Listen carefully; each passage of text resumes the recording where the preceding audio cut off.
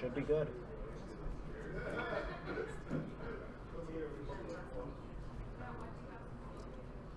That's the we one. can use the. And what can we But we can use the loop until the people is. Oh.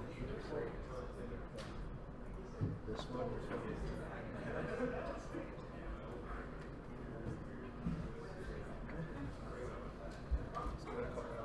Yeah, let everyone bow down. So We just right? Just no, the problem was we need that's nice when you know. Yeah. Were you able to use the pointer? I can try that. So it's It works? yeah. Yeah, that should. It should be fine, right? And we would appreciate if you can stay around here for the Just live stay stream on that side of here. because we have this camera in the live streaming. So if you can stay around here. And you need that for the microphone as well? For the microphone, you will use this one. So if I want to turn and That's point no to problem. the That's slide, not a problem as that's soon okay. as you are near here. Because if you step here, you won't get the camera there. Do I need to stand up? No. I'm not next. It's, Oh, Here. yeah, that I'm way. Okay. right after him. Just Yeah. don't start showing up over here. No. Yeah. Don't make any appearance. Yeah, the slides are being projected, and we also have them on the live stream, both from the camera as More well. important people see the slides. Yeah. And also, So it is fine, I can turn it.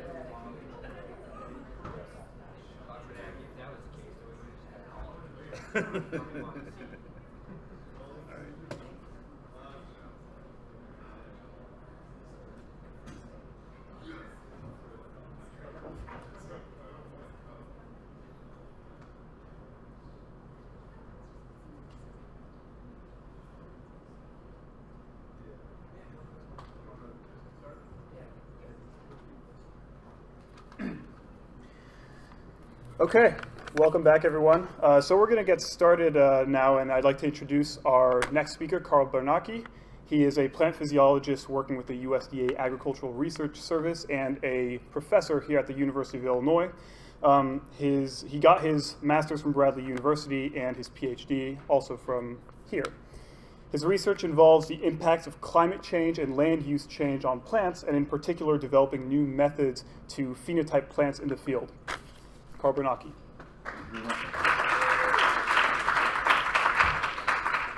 So first and foremost, I'd like to thank DuPont Pioneer for supporting this type of effort, and it's certainly great to make these funds available for these types of symposia, and especially to have the students involved in all aspects of organizing this. And so I'd also like to thank the student organizers for putting together, I won't speak of mine because that'd be a little bit inappropriate, but putting together an absolute phenomenal series of presentations, mine excluded, throughout the day. It's been very insightful and very, very informative and very enjoyable. And so I'm going to be talking about innovating plant research for higher yields. And so this is kind of what I was tasked with doing. And the impetus for the research in my lab to move in this direction is first and foremost being driven by the fact that the global population is increasing. And I think everyone in this room knows this. If you go back, even 500 years, there were practically no humans on this planet. I mean, of course there were, but it was well less than 1 billion people, right? I mean, we're talking about very, very few people. And just since the dawn of the Industrial Revolution, it's just been this ridiculous increase in global population. Now, one of the things we need to do when the population grows is to feed this growing population. And so when you look at long-term increases in crop productivity, and so this is yield as a function of time going back about 40 years, for four of the major crops that are grown globally, you can see that science has been doing a very good job, breeders have been doing a very good job of increasing the output of these crops. But there's this little asterisk up here, which really signifies we need to keep doing this, except we need to keep doing it better. And so if you just take these trends over the last 30, 40 years, and you just extrapolate these out, you'd end up with these blue lines, or these solid lines. These solid lines really just represent the trend moving forward from what we've done in the past. But the fact is the population is increasing so rapidly that we can't just be comfortable with this level of increase. We need to actually hit increases that mask these dashed lines for each of the crops. Another thing this asterisk up here represents is the fact that we're not doing that. And so if you look at, again, three of the four major crops I showed previously, you can see these are the percent yield increases per decade as number over 4 different decades. And so you look at something like wheat, you can see that we were doing about 30% increase in productivity per decade in the 70s, and that's dropped now to actually an average of no increase in yield on a per land area basis in the decade ending in 2007. Maize is the only crop that we're actually maintaining the level of improvements that we had seen over the last 40 years. And so again, going back to here, these dashed lines are what we need. These black lines are if we keep doing what we're doing. But it doesn't look like using the traditional techniques we're going to continue to be able to do what we've been doing.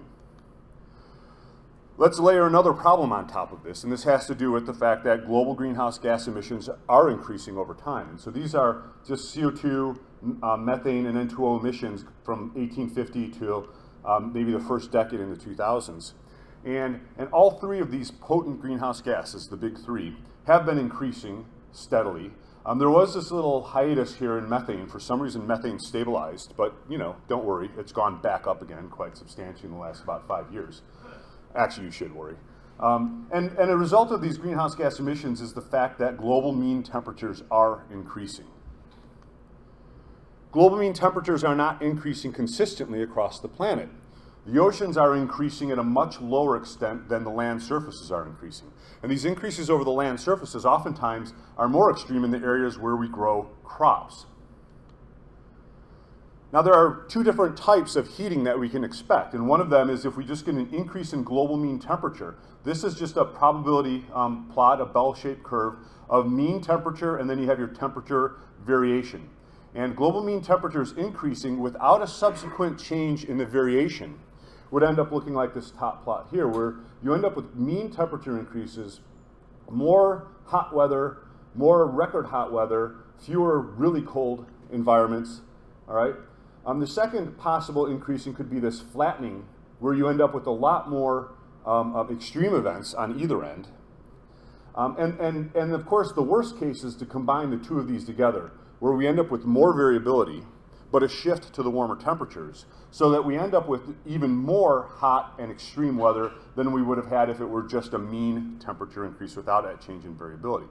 So you might argue this is the worst case scenario that we can envision with global mean temperature increases. And in fact, that's what we've been observing over the last 50 years. And so this is actually North American land surface temperatures. And these, basically, all these bell-shaped lines on top of each other right here represent the decades from around 1950 to about 1970 or 80. And then the last 3 decades, the variance has been increasing while the means have been shifting to the right. And so this means we're going to end up with more warm, more extreme weather events than what we've had recently. And certainly, California wildfires, or let's say all of Northwest burning. We have these massive hurricanes that are hitting the planet. We have landslides and flooding in various different parts of the world that are causing massive tolls on agriculture. We have Puerto Rico that's been devastated. And it's very likely, in fact, it's extremely likely that this global mean temperature increases have a lot to do with these extreme events becoming more frequent. So this brings a global agricultural challenge. We must feed a growing population that demands more from agriculture. We want food, we want feed, we want fiber, we want biofuels, we want beer, we want cheese, we want meat, all right? We have to consider the fact that there are cultural preferences for food. There are crops that we could probably grow that are more productive than rice, but rice is a staple food and part of the culture of a very large part of the planet. Changing preferences for food, I've already hit that. More of the population are eating higher calorie and higher protein diets. We have a changing climate associated with rising mean temperatures, more extreme events, and significant water limitations that are probably going to become progressively worse. All right, so this is the challenge. This is a challenge we need to rise to. Right now, there are a lot of efforts to try to continue the trend of increasing agricultural productivity on a land surface basis. And I'm going to focus just on 2 different strategies right here. There's a lot going on in this slide. And yeah, I'm not going to go over it in full detail.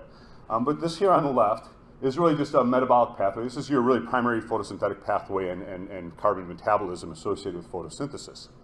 And so this is a focused approach to address known challenges to productivity. And what I'm showing here is this, all the black parts of what's going on here. That's just like what we know about the photosynthetic process and sugar metabolism, that type of metabolic pathways. And then these colored areas here represent bypass lines. And so what we see is photorespiration involves 3 different organelles within a cell. It deals with the oxygenation of photosynthesis. It's very inefficient. It's 22 metabolic steps, and it consumes quite a bit of energy.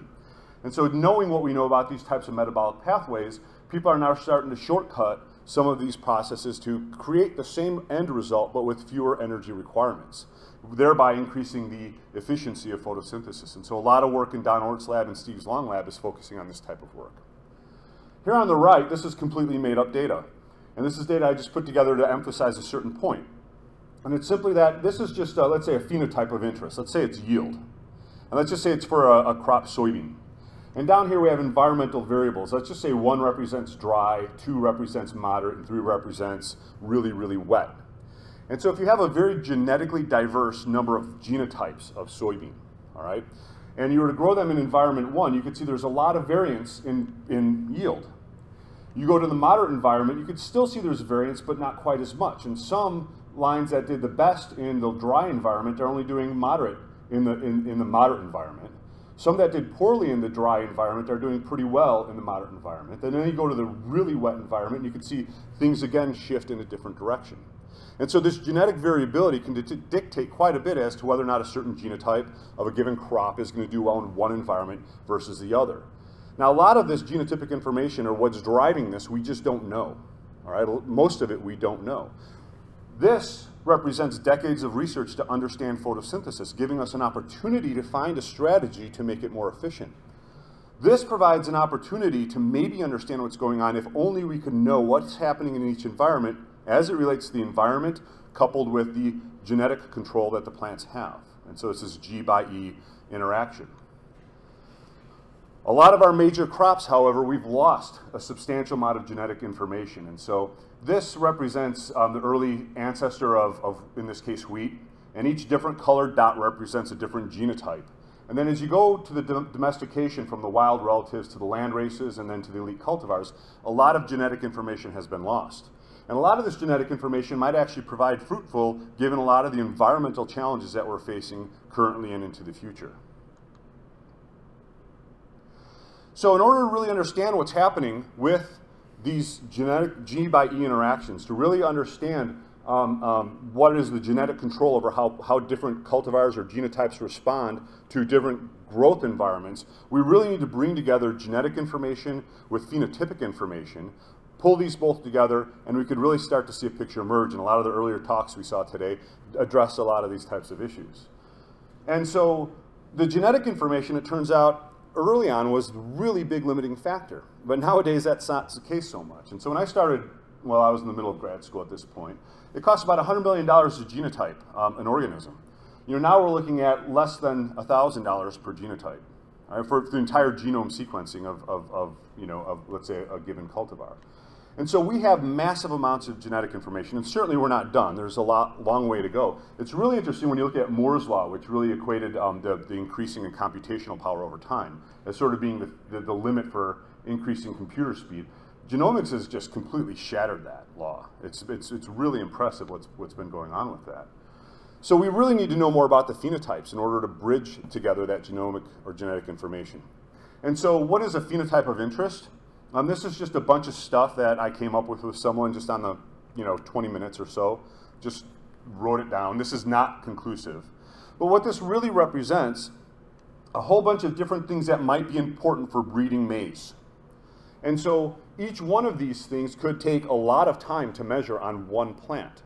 Or it might require having a technician with a $100,000 or a $300,000 or a $1.5 million sensor in order to really understand what's happening with something related to, I don't know, any one of these phenotypes. It might require a lot of uncertainty. It might require 40 minutes of measurements with the gas exchange system. It might require just more money, more time, and more resources than what we can have. And when you think about this as in one plot or two plots or even 20 plots as being a really big challenge, think about trying to do something in a very genetically diverse panel, in this case sorghum, where we have 870 different genotypes of sorghum that have all been sequenced, and yet we don't have any of the phenotypic information in order to bridge together the genome with the phenome. And so the challenge is really to try to measure this not just once, not just twice, but multiple times throughout the growing season, as many times as possible, and to do it in a way that's reliable, that's accurate, that's precise, and that can help us to really begin to construct these G/E models. And so there are a lot of efforts to do this. And so there's this, they call it the world's largest robot. This is a sorghum panel in Arizona. This is a Lemnitech system. This is a behemoth that goes a couple hundred meters along this way, and it's got this big box that comes down and measures things, and this costs millions and millions of dollars. And took a long time to build, and it's really impressive. And you also have I just stole this from Australia's high throughput phenomics, and here they're looking at, it's cool because they have a blimp. And so here's just a whole bunch of different scales of measurement on different genotypes. There are people who have put these types of phenomic systems on tractors that drive through the field. There are, of course, indoor phenotyping systems that exist. And then, of course, we have drones, and whenever everyone says drones, they think of this. And this is actually something that we need to get around, because drones really can represent something like this. It's just a little quadricopter with a little GoPro attached to it, which can give us really meaningful information related to phenotypes. All right, so what phenotypes are we talking about? Well, we're talking about any phenotype that we feel is going to be related to some aspect of improving productivity. And that could be total yield. It could be the tissue quality. It could be some sort of chemical composition for some niche market in the energy sector. Who knows, right? It depends on what the breeders are interested in. It depends what the industry is looking for. It could, like I said, range everything from quality to quantity. And so underlying principle of phenomics nowadays has to do with non-destructive rapid measurements that basically rely on light or on radiation. And so this is just the radiation spectrum going from your gamma rays all the way to your radio waves. The human eye, the visible spectrum, which goes from about 400 to 700 nanometers, is a very small portion of this, right? And when you look at what's coming down from the sun in the sky, it's this, from the sun above the atmosphere, you end up with this yellow line here. But we have the atmosphere, which has a lot of greenhouse gases, which absorb a lot of the solar radiation that's coming down. And so you end up with a really about little over maybe 300 nanometers to about 2,500 nanometers is what comes from the sun. And of course, there are areas where the big greenhouse gases and other atmospheric components are going to be absorbing. Now, I said the visible spectrum is 400 to 700 nanometers, and so that's what we're focusing on here. It turns out this is really the range of wavelengths that plants use to drive photochemistry. And so these are different pigments that are in the plant. The chlorophylls are the photosynthetic pigments, chlorophyll A and B. You can see that they do quite a bit of absorption in the blue and in the red. You know, and it's no mistake that the reason why plants absorb in this wavelength is similar to what we see in the same wavelengths is because anything shorter than this is too high energy, and that's where you start looking at breaking carbon-carbon bonds. That's bad for biological systems. Anything above 700 just doesn't have enough energy to drive photochemistry in order to create the types of bonds that we need in order to drive productivity. I mentioned we see in this wavelength, we actually have our own little remote sensing devices called our eyes. And our eyes actually have 4 different pigments associated with them. We have the blue, the green, and the red pigments, as they're typically called. And these are really what help us see in daylight. And then we have this other, this is your rod, which helps you see at night. And of course, over 12,000 years of breeding by humans, right, we've been able to use these remote sensing devices to do quite a bit of improvements in agriculture. And I'm not going to get too much into detail about that. But any one of us could go out into a field and know if something's wrong with a crop. You know, you might have some sort of nutrient deficiency. You might have some sort of disease, some kind of rust, some kind of, this is magnesium deficiency. Our eyes are very good at picking up at these types of things. But we're only seeing a small part of the information that's available. And so first of all, we're seeing more or less a blended signal. You know, and secondly, we're limited to the 400 to 700 nanometers, which is about here. And then here's this red edge, which was discussed earlier. We have the near infrared, which is really where cell structure comes into play. There's information related to the cell structure generally speaking, in this range. You get to the higher wavelengths, and that's where you start getting information related to the water content of plants. And so the idea is you could use this information to understand how plants are reacting to their environment in order to get at underlying principles of what's happening and linking that into something that's useful for a phenotype, whether it be, again, quality of the crop, water use efficiency, how much of it's present, so on and so forth. And just to show you some examples, and I'm again not going to go into detail, but this is just reflectance as a function of wavelength, and these are only going up to about 1200, in some cases up to 2500. And it's really not important what's being, well, it is important what's being shown here, but for the sake of this talk, it's not that important, except to say that different growth stages, different crops, different water stress levels, different ozone damages, different nitrogen levels, all end up with a shift in this spectrum based on whatever treatment's being imposed. And so that information is there. We just have to figure out how to make use of it. And so how are we making use of it? I think Chris did a good job of addressing things at the leaf scale with the ASD. There's the field scale where you could fly a drone or an aircraft over the land and you could look at what's happening with regards to different treatments or different disease, different deficiencies. You look at the ecosystem scale, this is where satellites come into play, where we could really understand what's happening at a much, much larger scale. And a lot of information over the years has been extracted from these scale of measurements. And so here's just a snapshot of some of the remote sensing, let's say aircraft and satellite-based stuff, you know, related to things about how much biomass is present, how much chlorophyll, photosynthetic radiation use efficiency, water content, so on and so forth. And so we've been using this type of research for decades. Recently, there's been a massive move forward in what we can extract from this that extends beyond something just as simple as how much green biomass is there and what's the radiation use efficiency.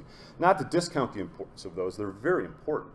But one of the challenges is to really get to the underlying physiology of what's happening with something, let's say, related to photosynthesis. And so a few years ago, a guy by the name of Sean Serbin was at the University of Wisconsin, and he put together this model that uses a leaf hyperspectral system to measure basically parameters, let's say VCmax and Jmax, that are really important in understanding photosynthetic physiology and are very important when you're trying to model ecosystem productivity. And he wanted to take the typical method, and I'm not going to go into too much detail because Chris Montes already did a great job of this, but take the typical measurement, which takes about 30 to 40 minutes, and narrow that down to about a 3-second per measurement system. And he did this observed versus predicted VCmax and observed versus predicted Jmax for a number of different tree species, and showed that this method does in fact do a really good job at getting at these underlying really important photosynthetic parameters. And so this revolutionized what we can potentially get from remote sensing techniques, because it shows there might be a lot of physiological information that can be extracted from this spectral reflectance type of measure. Now when you think about the plot scale, you're presented with a different challenge. And so if you think back at the leaf scale, or you're looking at the airborne systems for the field scale, or you're looking at the satellites for, let's say, a whole regional scale, you're really looking at a two-dimensional system. And I know the leaf isn't really two-dimensional, and I know the landscape isn't really two-dimensional, but when you're applying these types of techniques, you've really kind of narrowed things down to a two-dimensional approach. When you're looking at the plot scale, what we'd probably consider to be proximal sensing instead of remote sensing, suddenly you're starting to look at a much more complex surface. And so plant canopies are three-dimensional objects, and if you're just a meter or two above these canopies, you're not seeing just a smooth, homogeneous two-dimensional surface. You're seeing a very complex three-dimensional canopy. And the plot is really important for advancing crop development, and it's because it's really the plot scale that's driving productivity, right? And so knowing how things are happening as light's attenuating through the crop, or looking at concentrations of CO2 through the canopy, understanding the physiology of the leaves as you move down through the canopy, or the chlorophyll content, whatever it may be, is all really, really important information. And a lot of that information is tremendous value addition relative to just looking at the two-dimensional higher up approach, depending on what scale you're interested in measuring. And so developing high throughput technologies really require developing techniques that work at this three-dimensional scale, integrating sensors to provide phenotypes of interest. And so right now we know a lot of different high throughput phenotype techniques do work pretty well, but how many more are out there that we're just not yet aware of? We need to integrate sensors to provide phenotypes of interest, and so a lot of times for these types of techniques, there's not one sensor that will measure the wave bands that we need in order to infer something meaningful. And so going back to Chris Monti's partial least squares regression technique, I think there were 12 different bands of information that ranged from the 400 to the 2500 nanometers.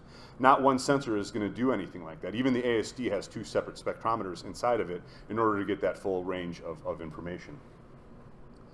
Then, of course, we need to develop pipelines to reduce data to manageable size. We need to automate this because even if it is high throughput, the fewer people involved in just the going out and measuring things, the more people can allocate their brain power to actually advancing science instead of just sitting there and doing something that potentially a robot can do. And of course, in the end, you want more than just automation, you want autonomous. And so automation is that you're going to set it to go and go. Autonomous is it's just going to go and figure out what it needs to do on its own. Again, freeing up the human resources for more important things like discovery. And so with this principle, we got some funding from ARPA-E, it's an agency within the Department of Energy, to develop a high-throughput phenotyping system here at the University of Illinois, and this was called the TerraMEP project. And so Terra is the Transportation Energy Resource from Renewable Agriculture, and MEP stands for Mobile Energy Crop Phenotyping Platform. And so this is the first generation of the TerraMEP robot. And the idea of this robot is actually just to have a mass with a bunch of sensors that drive through the field, and it's being used as a discovery tool. It's being used as a tool to see whether or not these techniques that work at the leaf scale or that work at the landscape scale can apply to the plot scale. And so robots don't need to be big, fancy, or airborne. This is the big, fancy, non-airborne robot that we've been using. But the idea is that a lot of the types of techniques that we want to extract or the phenotypes that we want to gain from a field don't necessarily need to involve really expensive, very large sensors. It could be something really small, like in this case, that might just be, we could actually do a 3D printing of this entire robot, and we could actually set it free for a price of less than about $5,000. And what could something like this do? Well, not all phenotypes need to be complex. And so this robot's been developed to do 2 things. The first thing is just to move across a canopy as moving down a row, and as it sees a stem, it counts it. And so it just counts stems. And believe it or not, doing that on a daily basis over a growing season is extremely useful information. It'll also, we're just developing now, as it moves in this field, what it's doing is it's looking at each stem, and it's determining the width of this stem. And this is even more important because you could actually come up with allometric relationships between stem width and total biomass. At least that's the hypothesis we have. And I think that's been supported for a lot of different species, particularly tree species. And so these aren't really complex. They're not using hyperspectral, but they do require computing power, and it requires a certain level of understanding of being able to identify, without human intervention, what is a stem and how wide is that stem. Of course, these things need to move through a field. GPS is an extremely useful tool for something like this because GPS is so precise, it's so accurate that you could set something on GPS mode and it could go and it could navigate better than a human can. The problem is, and of course we're developing GPS navigation through the fields on the ground, but the problem with GPS is once you get within a plant canopy, you lose the GPS signal, right? And when you lose that GPS signal, you need to be able to navigate through the field. And so this is an image that a collaborator, again, this is all work that's been done by Garish Chowdhury and Chinmay Somnath with both with the University of Illinois and with their company EarthSense that are working with us on this project. And what this is doing is once it's in a row, you can't really see it very well, but there are actually small corn plants on either side of this track. And what the robot's doing is it's identifying where those plants are, and it's coming up with a way of navigating directly straight ahead through this row without actually running over the plants, without getting off course, and without GPS influence. And so the GPS can get it into the row, but once it's in the row, it can navigate through that row without actually causing any problems. And this was done earlier in the season, but it turns out as the plants grow, it does a much better and better job of navigating across these rows.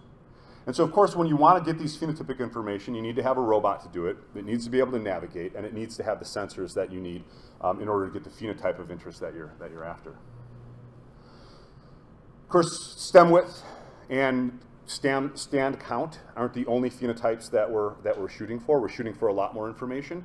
A lot of it already exists with regards to measurements at the leaf scale or at the aircraft satellite scale, and we're trying to scale this down to the plot. In order to do this, we need to do a lot of discovery. And so the larger TerraMEP robot is one way that we're doing this. A lot of times we don't want to have to wait for the robot to be ready to go in the field. We don't want to have to go back and forth with the engineering crew. And so what we did is we developed our own little manual push carts. And so the first one we came up with, we named Fred. And we decided on the name Fred before we actually knew what it stood for, because there was this really great grad student that Don had named Fred. And we liked Fred, and Fred was leaving. And so we figured we wanted to keep Fred here, and so we came up with Fred. Then we had to figure out what to name Fred. And we came up with Field Roving Evaluation Device. And so that worked out really well. So here's Fred. Fred's got a number of sensors on there. This is manual. We push it over a plot, and we hit buttons, and it measures. Now what we're measuring as it's moving over this plot is the full hyperspectral suite, thermal information. We're measuring a lot of different stuff. But what we're also doing is we have a team of people following Fred making a whole bunch of different types of measurements. And so these are just some of the sensors that we have up there. And one of the things we're doing is we're doing this over tobacco plots that have a lot of genetic variability with regards to photosynthesis. Some of it's natural variability in photosynthetic rates. Some of it are antisense plants that have knockdowns in photosynthetic machinery.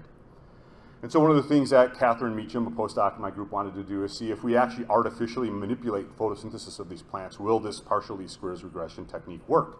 And this is predicted VC max versus measured, and it does a pretty good job. Jmax, same thing, it does a pretty good job. And so it shows whether you have that natural variability or imposed variability, we're seeing that these partial least square regression technique works. We're doing the same thing over these massive sorghum fields where we're doing, again, the Fred measurements, and then you can see some of the team members are over there making some of the old school measurements that take forever. And we're looking at trying to then also see whether or not we can measure phenotypes in this very genetically diverse panel of sorghum. But one of the things that these cameras do is they generate data in the order of maybe 200-300 gigabytes of data per plot. And so we need to reduce this down quite a bit in order to make sense of any of it. And so we don't care about the images in this plot. What we care about are the pixels and what those pixels represent. And so one of the techniques that we're pursuing is this k-means clustering, where you take this image, a scan of the canopy, and then you just have the computer automatically bin all of the pixels in a number of different categories of interest, like, you know, the Teflon control. And then we have our sun leaves and our shade leaves and our sunlit soil and our shaded soil. And so then we end up with just saving the spectral information from each of these different classifications rather than storing all of this image information that in general we don't really care about for a lot of these reflectance indices. And so that's one of the big challenges. Another thing we want to get at is not just passive reflectance, which, you know, is what I've been talking about right now, but active reflectance. Photosynthesis is not efficient. It's not 100% efficient. Nothing is. And so photosynthesis has chlorophyll fluorescence. Some of the photons that are absorbed fluoresce out in a very specific wavelengths. And so the theory that behind this is that if you could actually measure the total amount of sun-induced fluorescence that's coming off the canopy, you can use that to infer how much gross primary productivity or canopy photosynthesis is happening. And Kai-Yu Guan is a new professor here at Illinois who's really leading the way in this type of research. And so he's done some analyses looking at productivity across the Midwestern United States using the solar-induced fluorescence approach. And he's linked that in with MODIS GPP, which has already been validated against ecosystem scale measurements over the last 20 years or so. And he shows that solar-induced fluorescence does a really, really good job at getting at gross primary productivity. So of course what we're trying to do in my group, in really tight collaboration with Kai-Yu, is to see whether or not this is going to work on the plot scale.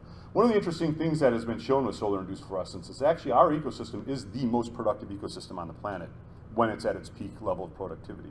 Of course, this ecosystem here, which is much larger and more productive, operates all year, whereas ours only really operates 2 or 3 months. But it is pretty impressive what we've done with agriculture here in the Midwest.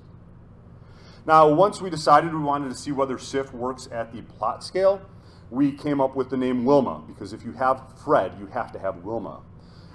It was a lot harder to figure out what Wilma stood for, but Caitlin Moore, who's here, came up with Wagon for Investigation of Leaves Using Multispectral Analysis.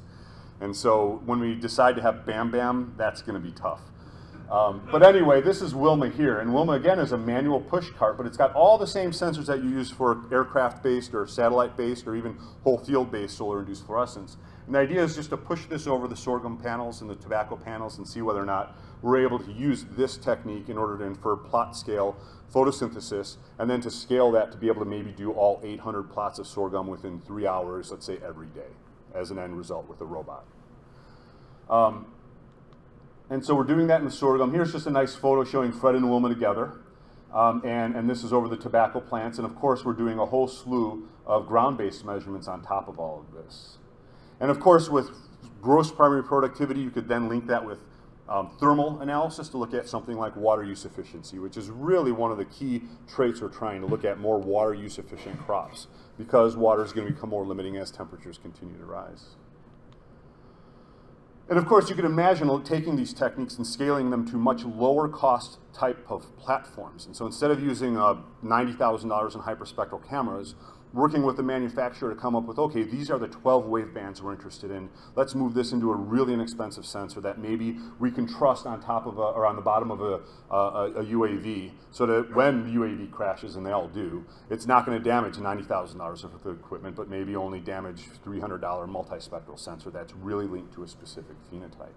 And you can imagine having things within the plant canopy, and you can imagine having worker bots, and you can imagine maintenance barns that maybe they recharge, or these types of things. And the idea is to get these types of things down to a really low cost point that we could actually distribute them to breeders or to farmers or to producers to look at things like identifying diseases in the field before they're apparent to the human eye, or looking for nutrient deficiencies, or even sending really low cost platforms to the developing part of the world to really give their agricultural systems quite a boost. And so there's a lot of opportunity, and I think EarthSense is really kind of paving the way with a lot of these types of technologies in order to make them affordable. But it's important to consider what a lot of people have, this isn't my thing, the hype cycle. And this is starting to become very relevant in recent years. It turns out pretty much every new technology follows a hype cycle. And so this is really just your expectation, and this is time. And so something triggers everybody to suddenly get, like, you know, really excited about a whole bunch of new technologies. And this is sort of on the rise. Things are just really taking off, you know. And this is the technology trigger, all right? Hyperspectral, man, we could get a lot of information from technology, from hyperspectral technology, right? And then you end up with what they've been terming the peak of inflated expectations, where suddenly we think this is going to solve all of the world's problems, all right? Then you end up entering the trough of disillusionment. And this trough of disillusionment is, man, we were wrong. This sucks, all right? But few people stick it through to eventually you get this what's called the slope of enlightenment, right? Which eventually gets the plateau of productivity. And if you think of, for example, the dot-com bust, you know, boom and bust, kind of followed this type of thing where everybody jumped in and invested, and then everybody lost their money except for a few people who had the vision and the staying power to really see this through to reality. And as I was putting this, I felt I had to put this in the talk, because as I was putting these slides together, I don't actually know where I fall on this curve right now. I am really optimistic at what things hold, but maybe I'm already at the peak of inflated expectation. But I also know that there's a lot more that goes into this one is reasonable. All right, and so maybe I'm actually already down in the trough of disillusionment. Maybe we all are, I don't know. I suppose once we really start to see these things come to market in a way that's actually useful for the breeders and for the producers, you know, and for the researchers, then I think we'll start to really understand where each point was along the way. And in other words, I don't know that you really can put this together a priori. I think you have to wait to see whether or not you actually get to this plateau of productivity. But I am confident in saying that we will get this plateau of productivity. And the reason why I'm confident is because my group, as well as a number of groups around the planet, are involved in very similar types of research. And this is just a nice photo of my group, along with some collaborators working with us, that have been doing the Fred type measurements as well as all of the ground truth measurements. The goal is actually to not do any of this, but to rather just have a robot moving through the field while we're designing the experiments and interpreting the results and figuring out where to go with the next step. And so we need to advance from the current status quo and free our minds from something great. I have a great group of students and postdocs. You know, and it's a shame that 3 months a year they're engulfed almost exclusively in collecting data, and that's leaving them only 9 months of the year, well, 8 months after they finally recover from the hell of a growing season, 8 months a year to actually make sense of all of that data that's been collected, right? We've all been there, those of us who do the field work. All right, I need to finish by acknowledging the people who actually do the work: Catherine Meacham, Caitlin Moore, and Taylor Peterson. And so here's Catherine, here's Caitlin, here's Taylor, and they're all here, and so by all means, if you have any questions, feel free to ask them. But of course, my group has a large number of people that involve in various aspects of this. We work really closely with Chris Montes, who you heard from earlier. We have Girish Chowdhury and Chinmay Somnan, and Kayu Guan and Jin Wu, who are all very important in helping me as a biologist, a physiologist, to understand the hyperspectral and to move forward with combining this type of research. I should point out that Garish and Chinmay are the engineers. None of this will work without engineers. I'm not an engineer. I understand what engineering is capable of, but I'm not very good at implementing it. And so when you do this type of stuff, you need to have good engineers. And then, of course, there's been a number of different funding sources that are contributing to various aspects of this. And so I hope I haven't gone over. If I have, I apologize. And thank you for your attention.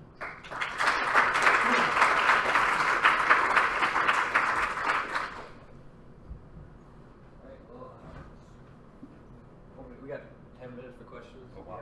Okay. You guys have? I talk fast. Yeah, you talked right on time. Do you have questions for Dr. Burnett?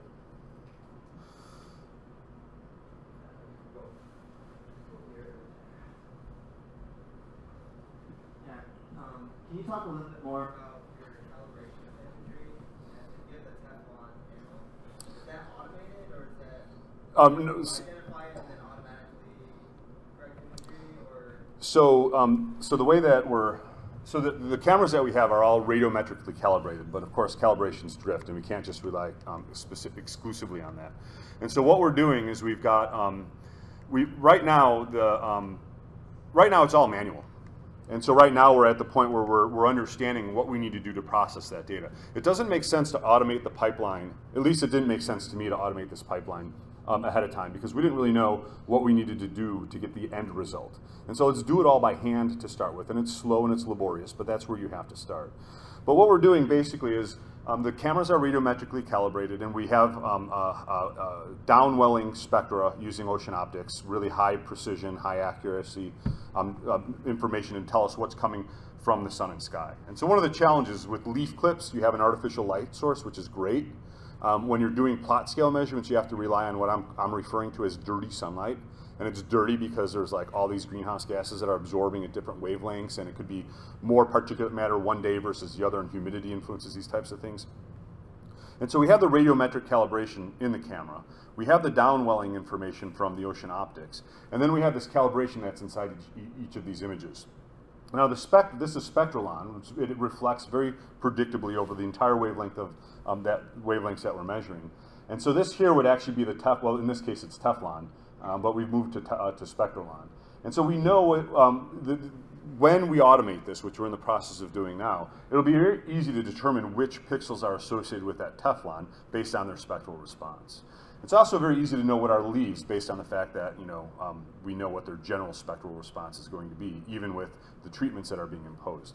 And so the idea is that the system will automatically go through and identify, here's what an average signal, the average and the standard deviation signal is for the Teflon. Here are the average and for the different bins of categories of pixels that are within that image. And in the end, what it'll do then is it'll correct all the spectra based on what we're getting from the Teflon, coupled with what we're getting from the radiometric calibration within the camera, coupled with what we're getting from the downwelling spectrum from the sun and sky. Does that answer your question? yeah. What about like the issues with the sun angle? Do you try to get within solar noon? Yeah, so all of our measurements right now are limited between 2 hours on either side of solar noon. Right, and so, well, right now we're not doing all 900 genotypes. That's our goal. Right now we're focusing on 50 genotypes where we're doing all the massive amounts of ground truthing, plus another number of plots that we're doing without the ground truthing, just so we could see how see whether we're able to extract information from the measurements that we were, from the plots that we weren't doing the ground truth measures on. Right, and so this is, I hope it was clear, and if it isn't, I'll say it now. This is still very much in the development phase. Yeah. Jeff? Oh, sorry, we had someone over here first. Yep, Tim. A couple questions. How do you deal with the shade leaves having different light intensity, light source, like spectrum and sunlight? You have one panel that's sun exposed. Do you imagine putting a Teflon panel on for shade leaves as well? Or? No, so the Teflon panel is really meant to be sort of your reflectance control, and so you don't need to have Teflon panels in each light environment. Well, what you can't see here is that the sun leaves are actually binned into two different categories in case there's maybe two classes of sun leaves. And with the shade leaves right now, there's actually two different categories of shade leaves. And one of the things that this system does is it's going to use this k-means clustering that's going to look for a number. You could specify how many different categories you want it to look for, and it'll look for that many different categories. And of course, the challenge is to get as many categories as represent sort of the mean information for each layer within a canopy. But you don't want to have too many because then you end up with everything falling into its own bin, if you will. And so one of the things, this was done early in the season. If you do this later in the season, you could see the two different shade leaves bins starting to separate from one another. And so you're starting to get information with regards to what you could see at different depths. We think it's depths within the canopy. And so the idea then is one scan, instead of having one pixel like you get from a leaf clip, is giving us maybe thousands of pixels or tens of thousands or 100,000s of pixels representing maybe 6 different classes of leaves, right? And so that information should be there. The challenge then is how do you validate that using traditional techniques when traditional techniques take, I don't know, maybe with $300,000, $500,000 worth of gas exchange systems and other types of sensors that we normally use, plus 15 people might take 45 minutes. And that's just sunlit leaves. Imagine trying to do that all the different layers. And so there's a long way to go before we solve these problems. But right now the question is simply if we just take the sun leaves, we're only really focusing on the sun leaves right now, using dirty sunlight and canopy information, can we actually link this canopy scale stuff to the leaf level stuff that's been done, and to the drone and satellite level stuff that's being done. Does that answer your question? Yeah, maybe not well, but okay. Quick question. You mentioned wanting to save only the necessary data and streamlining it so you don't have so much data. And it's more philosophical. Are you worried about throwing out measurements or wavelengths that maybe later will correspond to something really cool? You can't go back and validate it? So during this R&D phase, we're saving all of the data, but okay. And so who are your end users? Okay, so your end users could be researchers like me, who want to investigate these types of things. And let's say we come up with the next gas exchange system, except it's using spectral information. All right, and so those, they could probably deal with a lot of data. But then think about the breeders, okay? And so you got especially the genetic breeders. I mean, they're already swimming in data like crazy. You don't want to give them 200 terabytes or 200 gigabytes of data per plot. You want to reduce that down to something useful. Think about the farmer. The farmer, they just want to know, is there a disease or is there nitrogen deficiency? And so it's about data reduction. So my group, we're not throwing away this data yet. But the goal is to come up with a system that can take this massive amounts of data, reduce it down on the fly to provide an end user with just the information that they want, and they have to have faith in it, which means, of course, we have to save the data now and test it and try it under different environments. The same type of physiological stuff we do with gas exchange systems and so on and so forth. And so that's my vision, but I could be way off base on that. I don't know. Jack?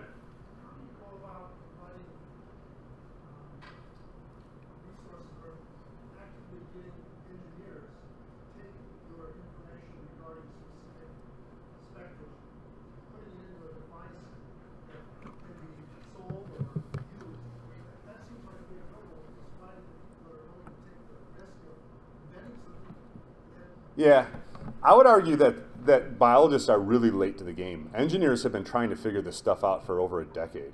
And the big problem that engineers, I think, this is my opinion here, the big problem that they had is that they just didn't bring biologists in. And so the first meeting I went to about 5 years ago that dealt with high throughput phenotyping using a lot of these really fancy techniques, there are engineers that spent all their time taking hyperspectral information and trying to stitch that together to get a really clear whole field image of 500 different genotypes that I just didn't think was very useful.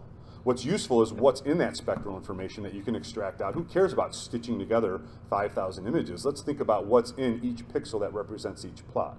Now, of course, when you're looking at comparisons, you want to be able to have some sort of calibration that then brings everything together so you have confidence that it's not just the change in the sun angle or this, that, the other. And, but when you're dealing with the plot scale type stuff, people are ready. And then if the scientific literature comes out that links this physiological information with something that the farmers or the breeders are going to want, then I think there are enough companies, startup companies already that are just itching to jump on that. So this, I think, right now we're rising up. I mean, our expectations are really high, and I think there are a lot of companies that are ready to jump on board. It's like they're ready. I just think that the biology is what's lacking. We've heard some really good talks today from Austin, and from Jesse, not Jesse. Where is he? Yeah, Chris Montes. So you hear these students who are really, they're the ones who are going to convince the companies and the engineers that this is the way to go because their research really is paving the way forward in this type of stuff.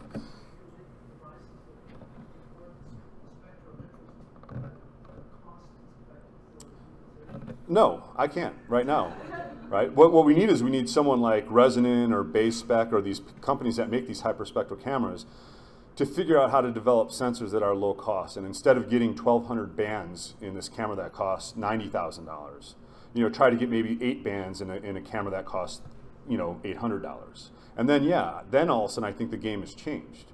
But one of the questions is, do we want to wait till those sensors are available, or do we want to do the research that's going to drive someone to develop those sensors? I think they can be developed. I just don't think anyone realizes the potential market for them yet. Yes, Austin.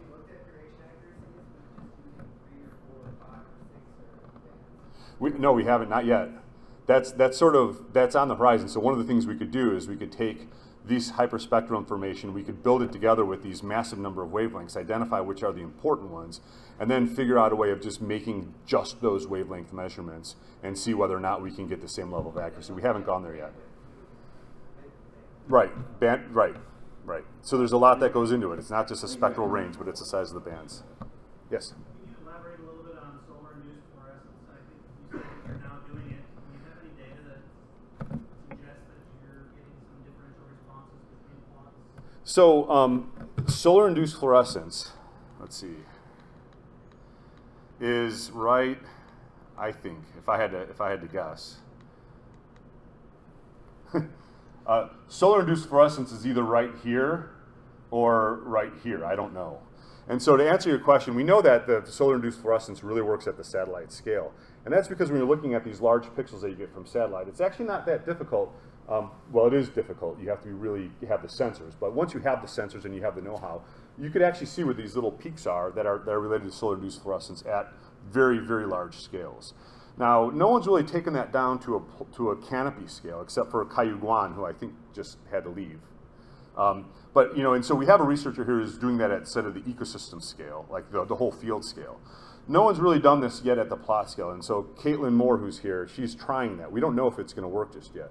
But the basic premise of the technique is, and I didn't really have the time, I guess I did have the time. I'm not really good at time management, but my slides are moving back slow here. But basically what you're looking at, this is just a fluorescence signal, and so this is just on relative terms. These are the peaks. And what you're doing is you're actually measuring the solar radiation that's coming down, and then you're looking at the reflectance that's coming up. And you sort of normalize this. And what you'll see is a little bit of a deviation where solar-induced fluorescence occurs between what's going down versus what should be coming up without solar-induced fluorescence. And that gives you an opportunity then to figure out, okay, here are the number of photons that are coming up that have nothing to do with sunlight, except that chlorophyll absorbed those photons and then released them again at a different wavelength. And so in theory, it should work at the plot scale, but no one has actually shown that it's going to work. And it may be the plot scale is too small in order to get a meaningful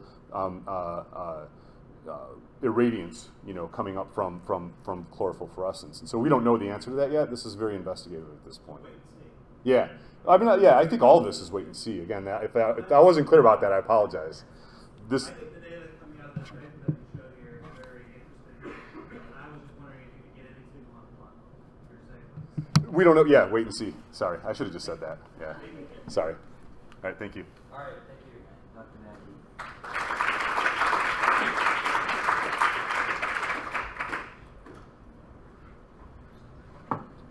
For our final speaker, it's my pleasure to introduce Dr. Vicki Vance.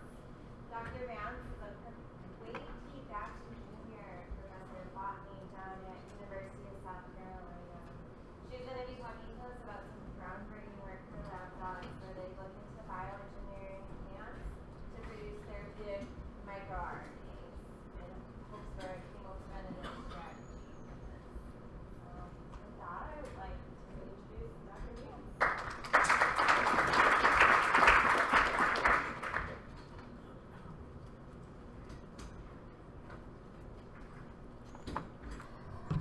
Well, I want to start by, like everybody else has, thanking the students who organized this symposium. It's been a real treat to be here. Thank you for that introduction, and thank you for asking me to come here. I consider it kind of an honor to me. It's an honor when students ask you to come and talk. So I'm very pleased to be here. So what I'm going to tell you about today, it's it's an idea that we came up with about 5 years ago because of a paper that came out that said that if microRNAs are made in plants, those microRNAs get taken up when you eat the plant, and they get excreted into the blood, and they go to all parts of the body where they're able to function and regulate expression of mammalian genes. And that was quite an exciting finding that has had a lot of controversy associated with it, but it raised the idea that, so we had this idea, well, maybe we could use, this doesn't work very well, does it? Maybe we could use plants as biofactories, so we could engineer the plants to make these beneficial human microRNAs with the idea that they could be delivered just by eating the plant. All right, so that was our plan. So I want to start by telling you a little bit, kind of get everybody on the same page, what I'm talking about with these small RNAs. So what I'm basically talking about is RNA, what's known as RNA interference, or RNAi. And that's a set of processes that are all mediated by small regulatory RNAs. RNAi is an ancient pathway. It's present in virtually all eukaryotic organisms. And there's kind of two basic kinds of these small regulatory RNAs. So some of these processes are inducible responses, and they're there to defend against invasive nucleic acids like viruses or transposons. And in these kinds of responses, the kind of small RNA you get are called short interfering RNAs, or siRNAs. But then it turned out that there were other small regulatory RNAs that are not inducible responses. These small RNAs are actually encoded by endogenous genes, and they're used to control the expression of the organism's own genes. And those small RNAs are called microRNAs, or it's abbreviated miRNAs. So these small RNAs, these regulatory RNAs, they don't code for any protein, but yet they're powerful regulators of genes that do code for proteins. So I want to just compare these two pathways a little bit more. We're going to start with the siRNAs. So these guys derive from long, fully double-stranded RNA that is produced by some kind of invasive nucleic acid. So often viruses will make double-stranded RNA when they infect a plant, and that's not something that a cell normally produces. So it's a sign, it's a signal that the cell has been invaded. And so what happens is there's this enzyme called dicer, and there's a couple of different ones in plants, that sits down on this long double-stranded RNA and chops it into little pieces. And those pieces are double-stranded as well because they derive from the long double-stranded RNA. And so there's both polarities, plus and minus strand. And then that comes apart, the double-stranded siRNAs come apart. One strand incorporates into a protein complex called the RISC complex, where it acts as a guide to find other RNAs that it can base pair with by the base pairing rule. So it's a guide RNA, and it finds RNAs that are related to the RNA, the double-stranded RNA that triggered the whole process. And then those are targeted, and that's a trigger for degradation of those target RNAs. So you can imagine that's a really good antiviral defense pathway because it actually uses a product of the virus, for example, to find other RNAs that are related to that double-stranded RNA, and that's going to be the viral RNAs, and to specifically destroy those RNAs. So that's this inducible pathway. But what I'm going to be concentrating on today is this other pathway, the microRNA pathway. And microRNAs have a lot of things in common with siRNAs, but they have some differences as well.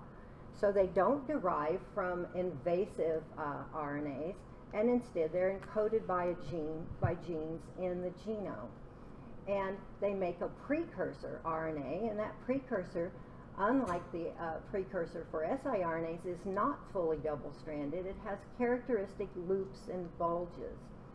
But like siRNAs, this precursor gets processed by an enzyme, a related enzyme called dicer. And this is dicer 1 that cleaves the microRNA precursor. And it makes a single a double-stranded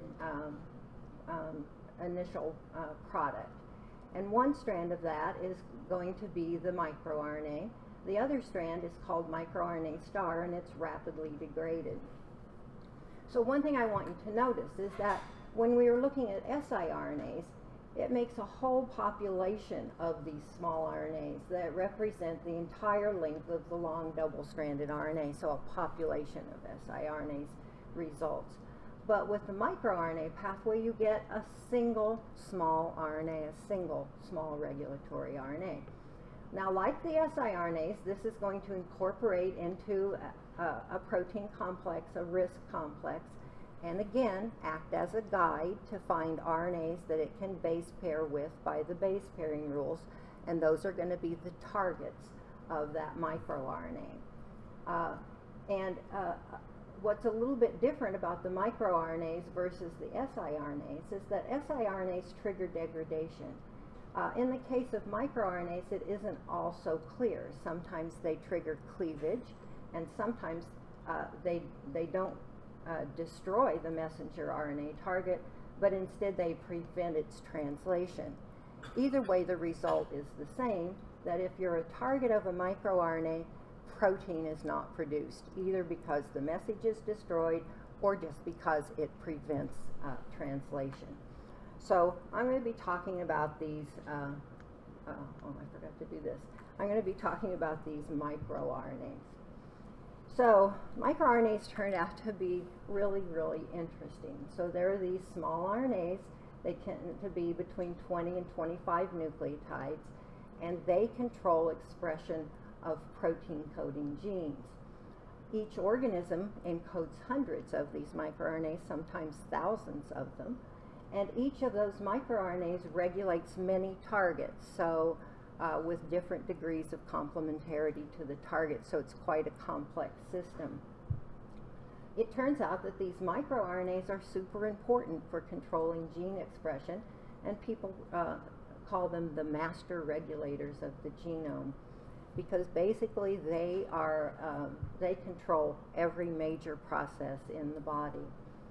And it's a big level of control. It's estimated that 60% of all human genes are regulated by some microRNA or another. So these are really important for gene expression. And it turned out that they're really important with regard to disease, and this is ongoing studies. So it turns out that in many diseases, the population of microRNAs is misregulated. And so there are some microRNAs that are overexpressed in that disease, and there are others that are decreased or even go away entirely. And that's associated with the disease, and it appears to be causative because people have found if you can reestablish the microRNA balance, you can block disease progression, so you can cure the disease.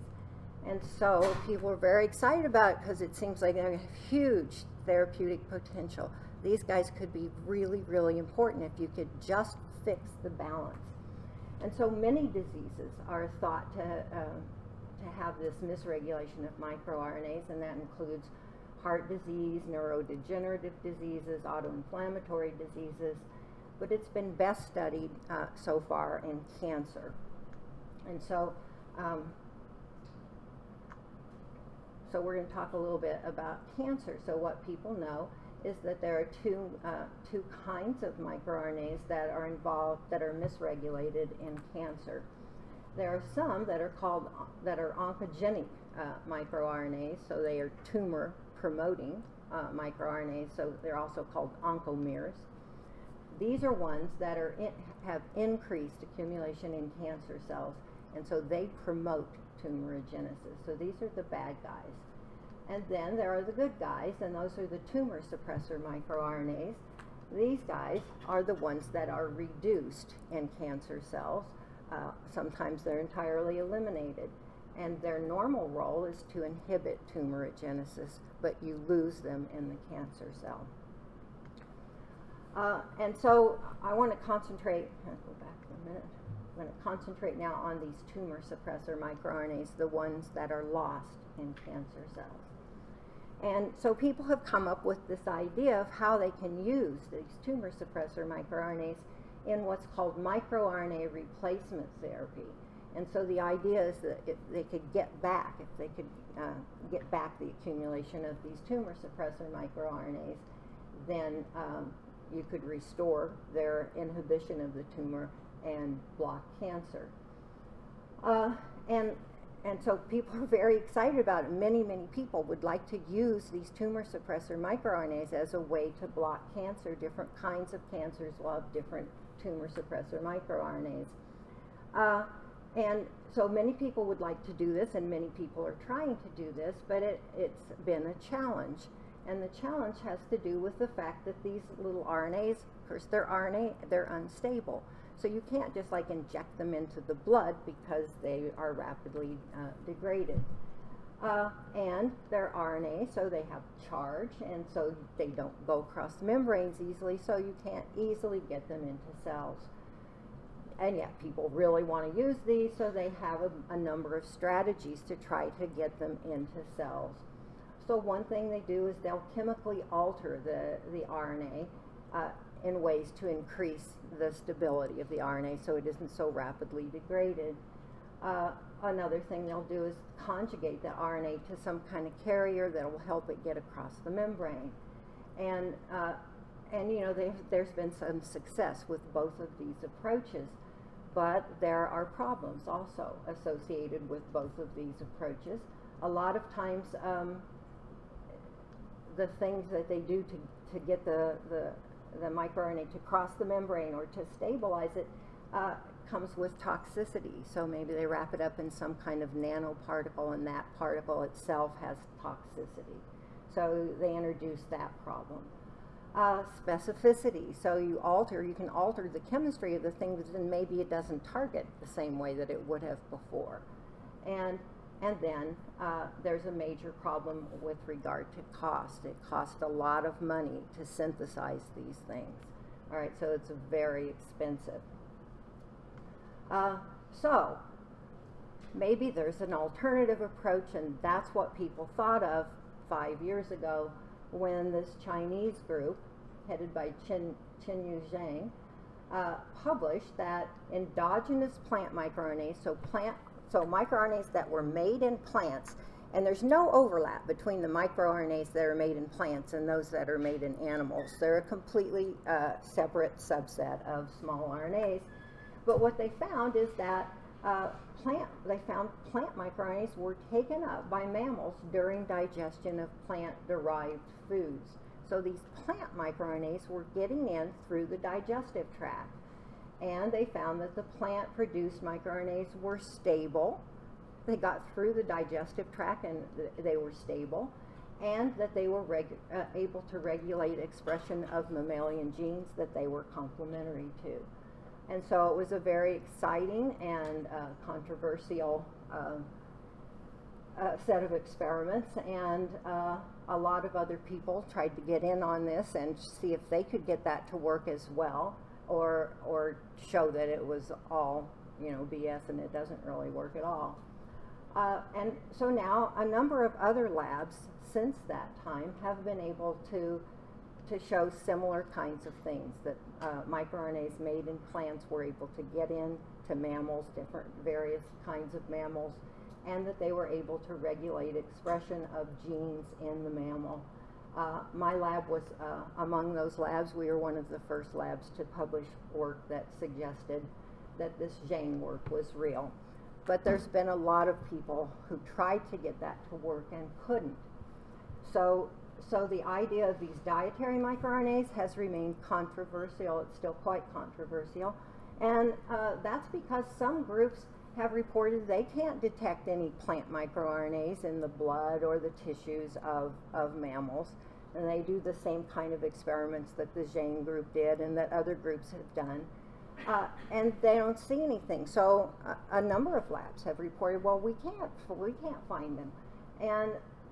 But then some labs report that they can find them. And so there's this back and forth, and people say, the ones who couldn't find it, they're like, well, I think it's just all some kind of contamination or this and that. So there's both sides of the story. And the fact is that it's a very difficult situation, and that's because these small RNAs are there at real small amounts. So it's going to be hard to detect them in the first place. You have to do some kind of PCR type thing. You have to amplify in order to see them at all. And it turns out that plant RNAs, unlike mammalian microRNAs, have a methyl group at the 2' position of the ribose of the 3' nucleotide. So a lot of the procedures for amplification, for PCR of these things, you have to ligate a primer on, or you have to polyadenylate, and that methyl group doesn't prevent it, but it interferes, okay? And so if you're trying to detect these plant microRNAs with their methyl group in a background of mammalian microRNAs that don't have that methyl group, there's a bias against the plant microRNA. So they're particularly hard to find. And so what we thought in our, so you know, it becomes this sort of he said, she said thing. I can find them, well, I can't find them, whatever, you know, they're hard to find. So we thought, you know what would be nice? What if there was a functional assay, a bioassay, and then you would have a powerful approach to see, is it really happening or isn't it, instead of having to rely on something that's technically difficult. And so what you would need is a functional assay with a microRNA that had a known function in a mammal, all right? And so that's what we decided to do. That's what we tried to do. We tried to come up with a way to do these experiments where we could use a bioassay and maybe get a definitive result. And so we did a test study, and this is published now, and it was designed to determine if plant-produced microRNAs are actually taken up by the mammalian GI tract and if they're able to function therapeutically. So we were using tumor suppressor microRNAs. So our hypothesis was that therapeutic microRNAs that were produced in plants would be taken up by the GI tract like had been reported after ingestion, and that they would be able to function in mammalian tissues, and these therapeutic microRNAs, then we should see a reduction in tumor burden. So the approach that we used was to use these mammalian tumor suppressor microRNAs. Well, the idea was to use ones that were made in plants, but you know, it wasn't clear if any of this was going to work, and we didn't want to make the transgenic plants, and you know, if it was all just bull. So instead, what we did is we synthesized microRNAs, these human tumor suppressor microRNAs, but we synthesized them with the methyl group so that they looked as if they had been made in plants. So they were designed to look like, to mimic a microRNA made in a plant. And then we used an animal model for colon cancer, and that's what, and we delivered these microRNAs via ingestion to this animal model, a mouse model. And then the idea was to assay for the function to see if we got a function. Our bioassay was to measure tumor burden in experimental versus control mice. So here's our experimental system. We used this mouse model called the APC Min mouse. These mice have a mutation in the APC gene, which is a gene that encodes a protein that's a tumor suppressor protein. And so when they're little, they're fine, but as they age, they all develop hundreds of tumors in the digestive tract, in their intestines. And so you know they're going to do that, okay, because they always do. And And this is an important model system. It's a well-established model system because this APC gene is mutant in 80% of sporadic cases of human colorectal cancer, so it actually mimics the disease in humans.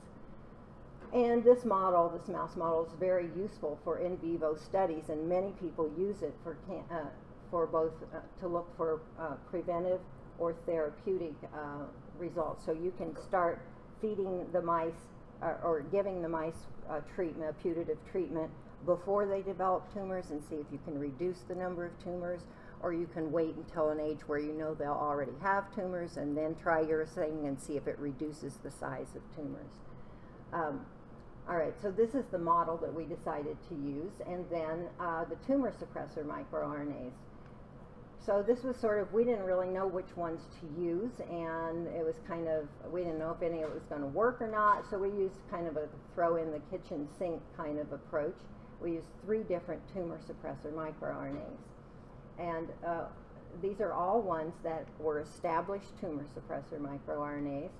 They had been demonstrated to be downregulated in the mouse model that we are actually using. And we used a variety of ones that worked at different stages. So that's the 3 microRNAs, 143, 145, and 34A. So these are human tumor suppressor microRNAs. They're also mouse, but there's no difference in the sequence between mouse and human. All right, but those are the microRNAs that we wanted to use. And so the experiment was, we synthesized these tumor suppressor microRNAs to look like they had been made in plants. And then we took total plant RNA just from regular plants and spiked it with our synthesized tumor suppressor microRNAs, this cocktail. And we administered that orally every day for 28 days. And we did it in a preventive regimen, so we started when they were 4 weeks old and went for a month. So that's to see if it would reduce the number of tumors. And we had 2 negative controls. One was where we just gave the mice water instead of any RNA, and one where we gave total plant RNA but without the spiked in microRNA.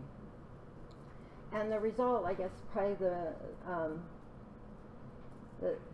the kind of the best result from this experiment is that if you plot the number of tumors, so we had groups of 7 mice, what we found is the mice that got the plant RNA spiked with tumor suppressor microRNAs had 6 of the 7 mice had fewer tumors in the experimental than the mouse who got the mouse that had the fewest number of tumors that was receiving only water. So that was a highly statistically significant result. The reduction in tumor burden was about 50%. And so it seemed like, you know, a very promising result. So we were very excited about this. It seemed like maybe this actually was working. And so our bioassay we thought was a big success.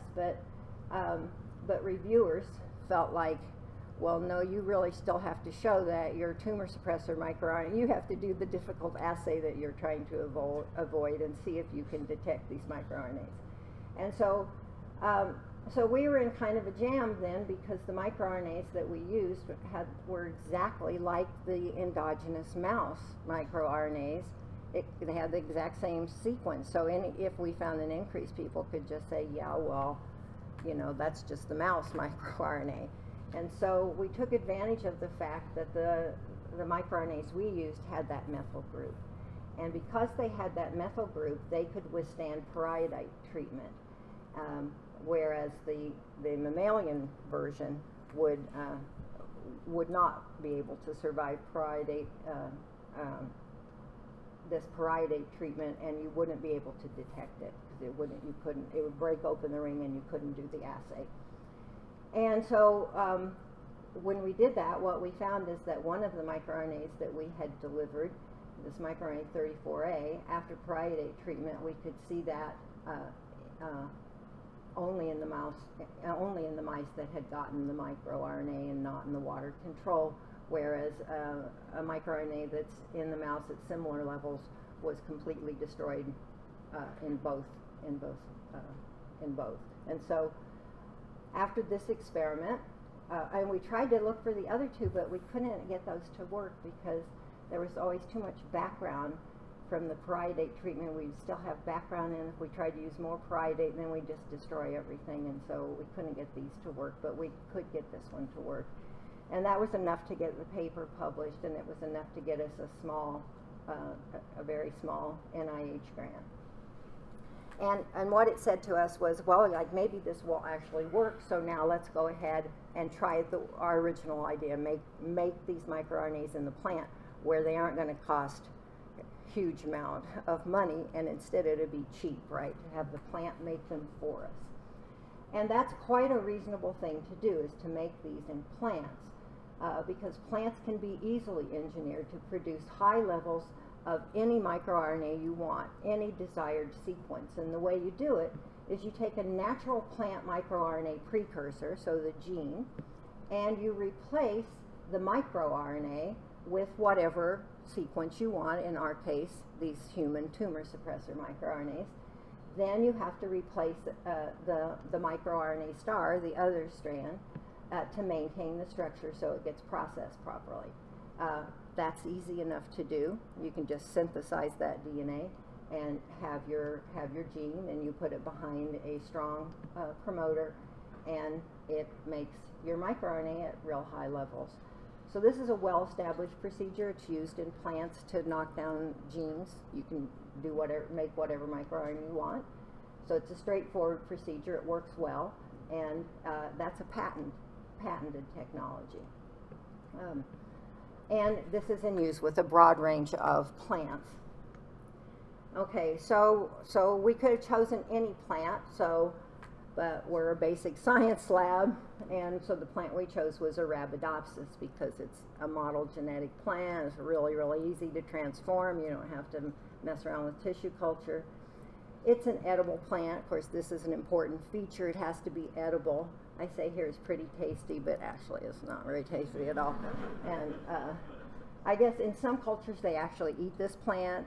Of course, not in our culture, but I mean, you could maybe like a salad green or something, put a lot of salad dressing on it. And because you can grow up lots of this in the growth chamber. Also, it has the advantage that it's a kind of crucifer, and of course these are known to have anti-cancer compounds already, so you know, it's like a little synergism there. And so what we've done now is we now have high-expressing homozygous transgenic lines in Arabidopsis for these same three human tumor suppressor microRNAs that we used in the first experiment. And this is a northern blot showing the level of the three microRNAs, 34A, 143, and 145. And this is the level of an endogenous plant microRNA that's actually quite an abundant plant microRNA, microRNA 168A. And so you can see that these ones that we've engineered the plant to make are expressing at much higher levels than the regular, even highly abundant plant microRNAs. All right, so we have these lines now. And so what we wanted to do is what our original idea, a feeding study, where we incorporate this plant material into the food. And so we've grown up these three lines, so they're expressing high levels. And then that's a lot of plant material, and so we lyophilized it to reduce the amount of bulk. And we had to know for sure that the microRNAs would be stable after lyophilization.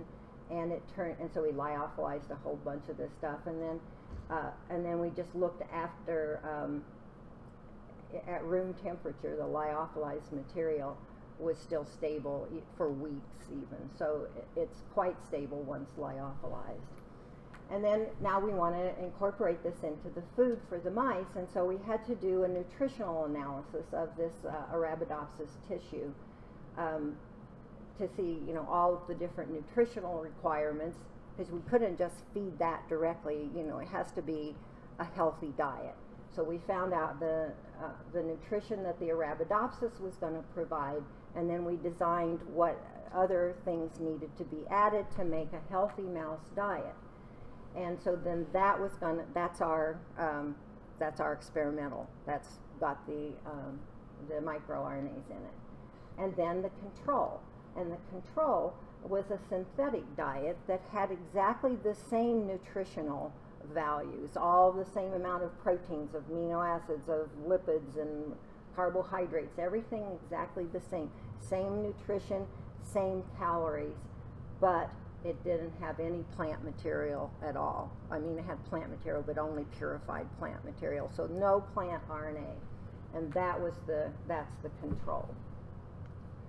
And so now we've started that experiment, and we have some preliminary results with 2 groups of 6 mice each. And so what we did is we fed these mice this food starting at 4 weeks, and we fed them either the diet that had the Arabidopsis making the tumor suppressor microRNAs, or as the control mice that were fed the purified diet that was everything the same except no plant RNA. And after 5 weeks, they sacrificed them and did the tumor counts, and we found that the mice fed the microRNA diet had a reduced tumor burden, and wasn't as good as the first experiment, but it was significant. So we have a reduction in tumor burden, and so that's kind of exciting.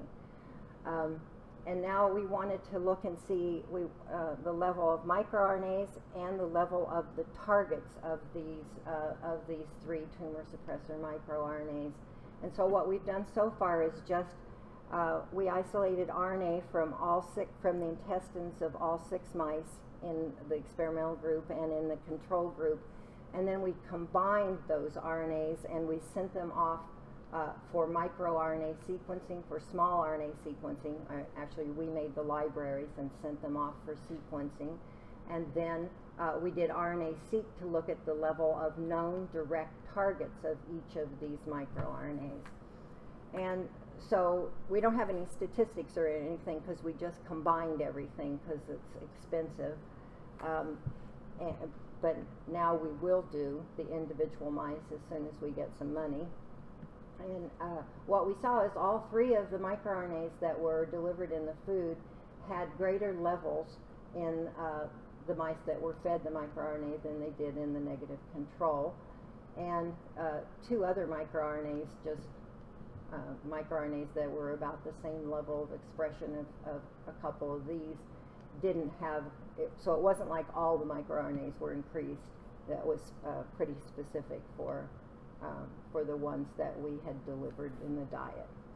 And then we looked at direct targets for each of those microRNAs, and what we found is that direct targets were downregulated. So the microRNA was upregulated and the target was downregulated. So all of that is consistent with, you know, maybe this works. Maybe you get it. This is a way to increase your tumor suppressor microRNAs, and that those tumor suppressor microRNAs are then increased, and that results in a decrease in the targets of the tumor suppressor microRNAs and a decrease in tumor burden. So that's where that experiment stands now.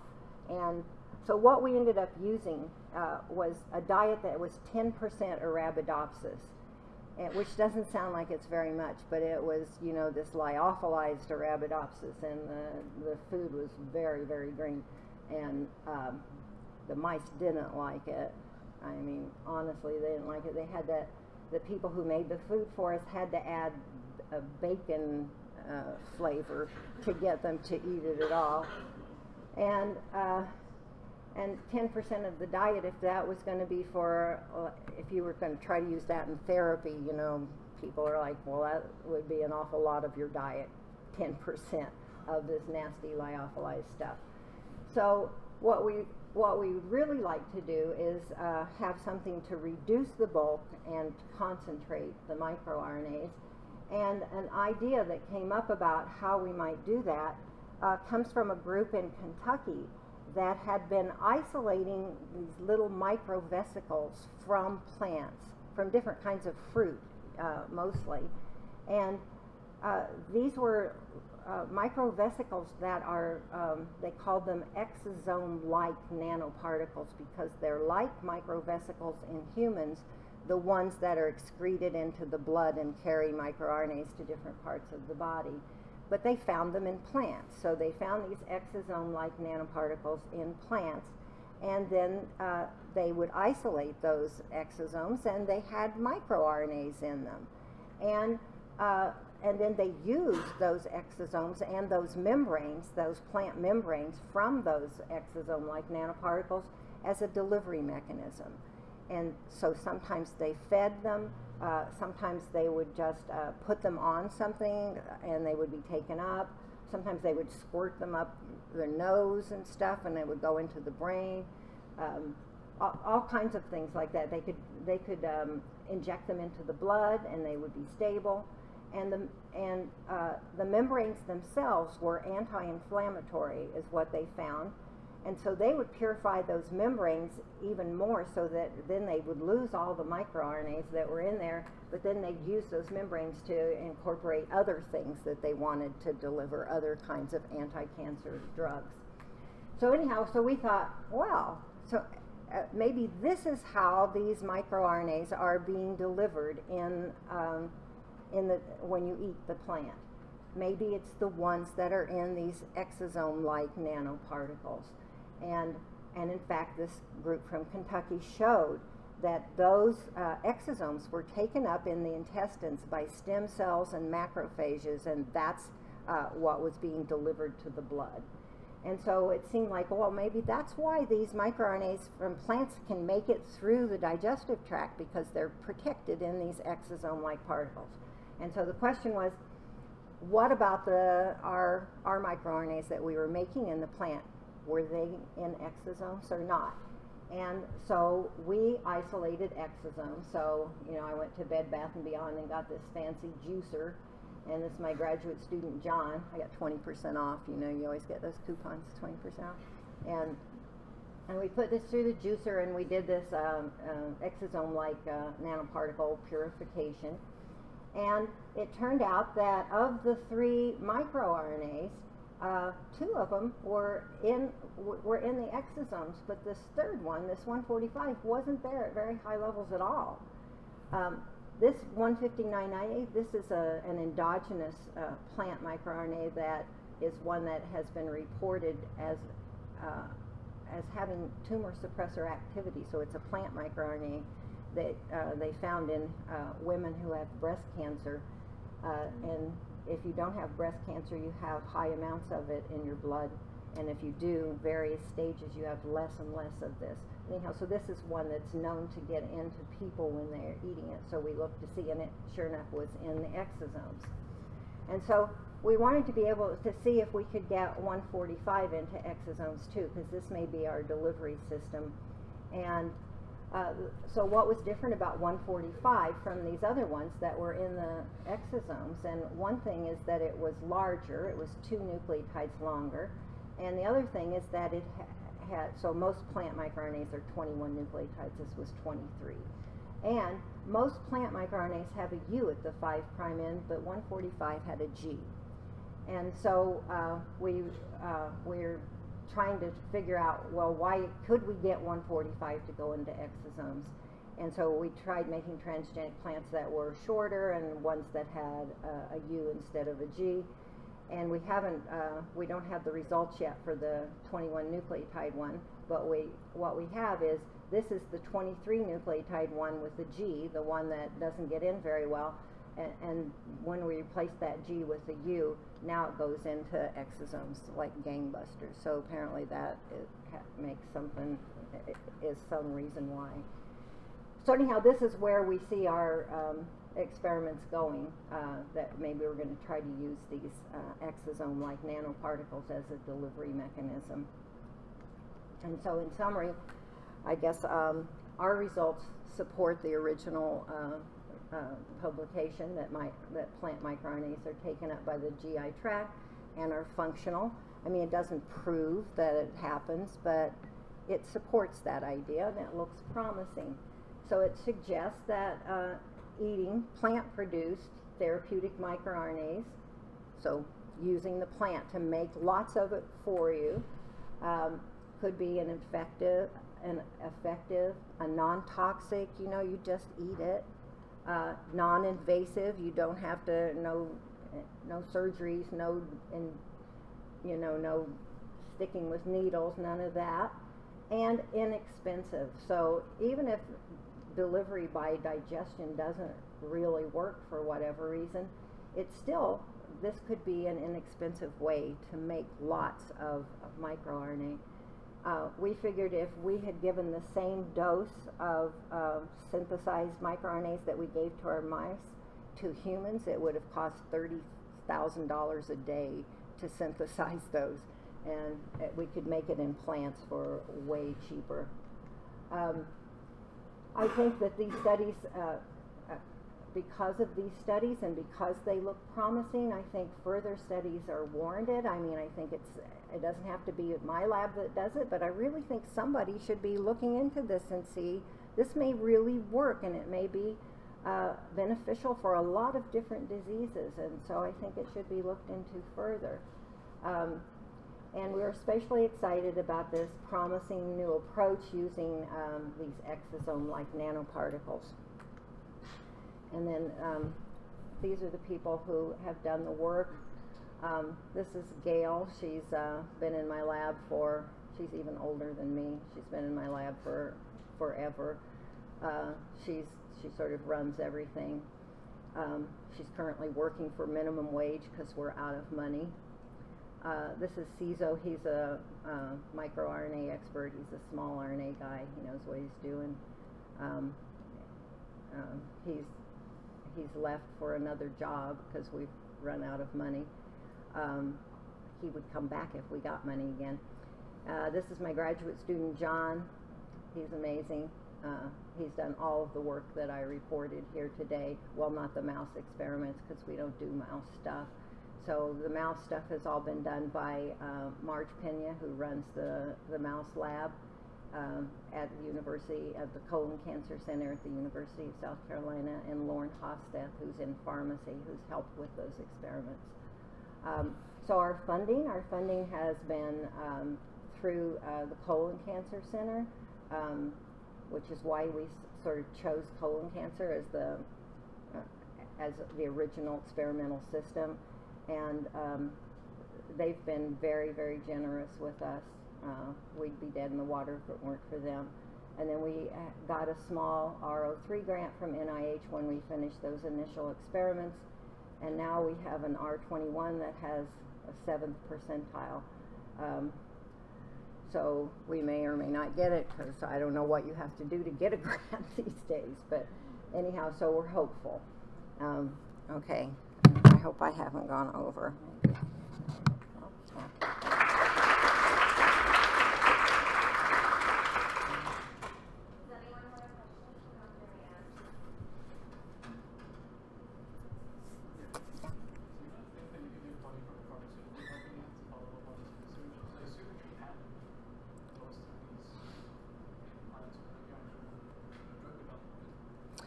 Yeah, I don't know. I mean, that would be nice. Pharmaceutical companies, I don't know. I mean, this would be a technology that would be cheap, and maybe pharmaceutical companies have a lot of technologies that are very expensive that they sell and make lots of money. So, I don't know. And I think this is kind of very early stage. There is a little company in California that's interested in this technology that they're thinking that they're going to license the patent and do some of this work. They're trying to get small business grants to do some of this work in collaboration with us. And I don't know if that's going to be easier or harder to get that money. So these microRNAs are known to have multiple functions, not necessarily tightly specific in terms of their activities, in terms of regulating gene pathways. That's right. Is there any reason to assume that the tumor suppressor mRNAs are ones that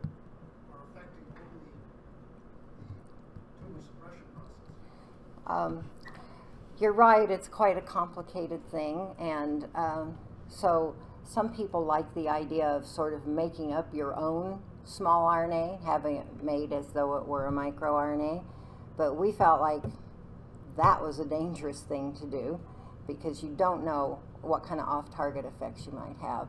And so we really wanted to start with a known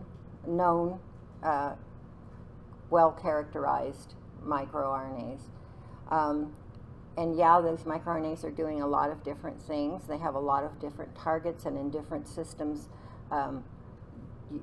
sometimes more targets are targeted in one system than in another. And but it has been well studied that you reintroduce these guys and it blocks the cancer. So, I mean, it seems like what they were doing is a good thing.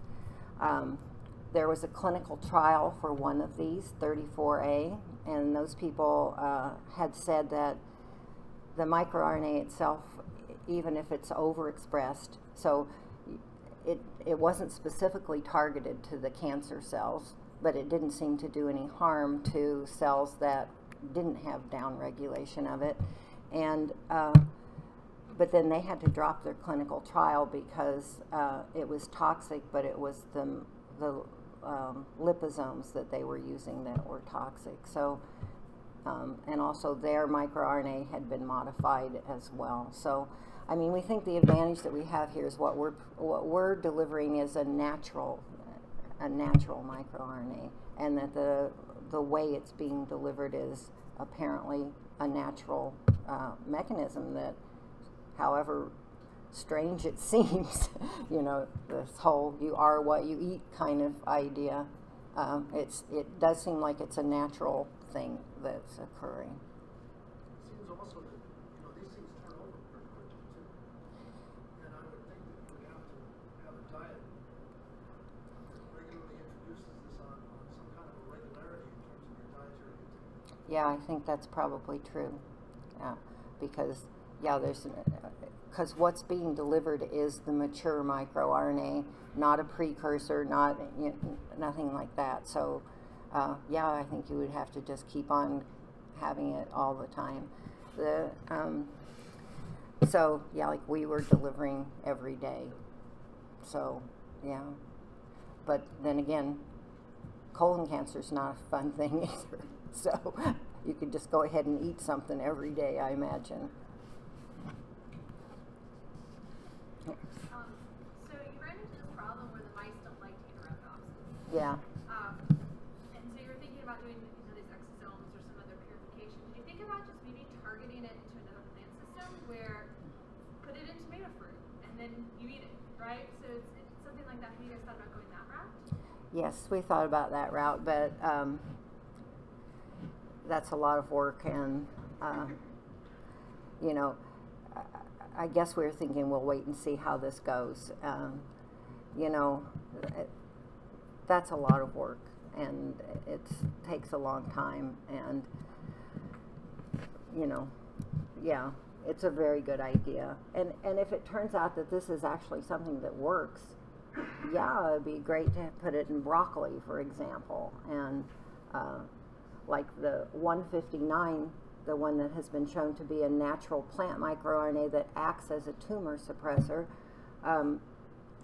that's real high level in broccoli, and so we could just put in some other tumor suppressor microRNAs and have, you know, a really kind of a super plant.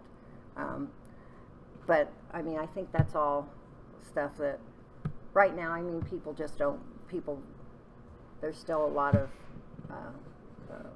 skepticism, you know, so it's really, really hard to, it's really, really hard when you have a phenomenon that's new and and it seems like, wow, it seems like I don't understand how that would work kind of thing, and it's hard to get scientists to go along with it. Yeah, and so it just may be a while, maybe sometime after I'm dead, that Awesome. Well, thank you.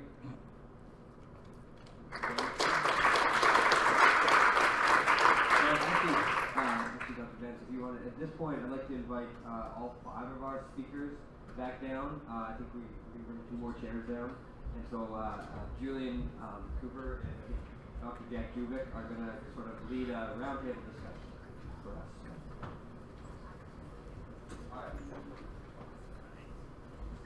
Great. So while everyone's coming down, I want to start by thanking all of you guys. I know a lot of you started off here at 8 in the morning. It's been a long day, but I think we've heard a lot of really cool, great talks that have introduced a lot of